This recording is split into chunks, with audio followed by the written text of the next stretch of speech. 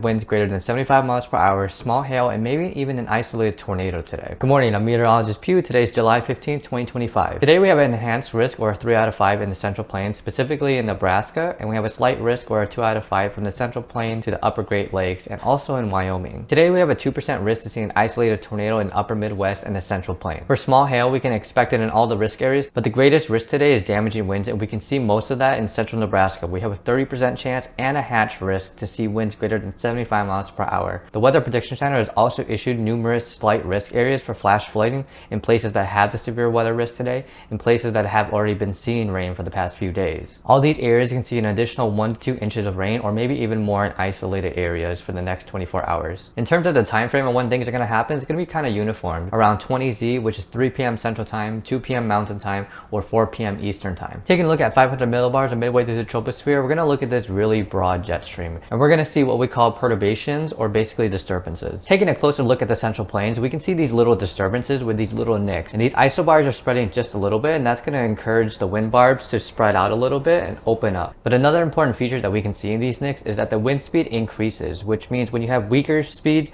going into faster speed, it's going to open up, which is going to encourage upper level divergence, which is going to promote upward motion. And we see multiple perturbations in the Central Plains and in Wyoming, and this is going to really enhance those thunderstorms that do develop. And like always, when we talk about wind speed in the mid levels, when we have good wind speed, we have good shear, which is going to tilt those updrafts, prolong those storms that do develop. Taking a look at the theoretical sounding, I want to look at wind barbs, and all you got to know about these wind barbs is these little ticks represent wind speed. So the more ticks you have, the more greater wind speed, and where the ticks are represent where the wind is coming from. So taking a look at the surface, the winds are starting from the southeast, and they very quickly turn clockwise to be more westerly, and that's called winds veering with height, and it's basically going to add a lot more spin to the updraft. But this is especially important from the surface to the 1 kilometer range, because that's going to be a minimum requirement for tornadic activity. Another thing I want to point out is we follow the green line, which is the environmental dew point. You see when it rises up, it slowly gets more moist in the low levels. That's really significant because that means in the lower levels it's relatively more dry, which is going to promote more evaporative cooling, which is going to promote more wind damage in the surface. With that being said, we can see in the mid levels and upper levels that it's relatively more dry, which means any precip that falls in that areas, because it's a lot more dry, it's going to evaporate more,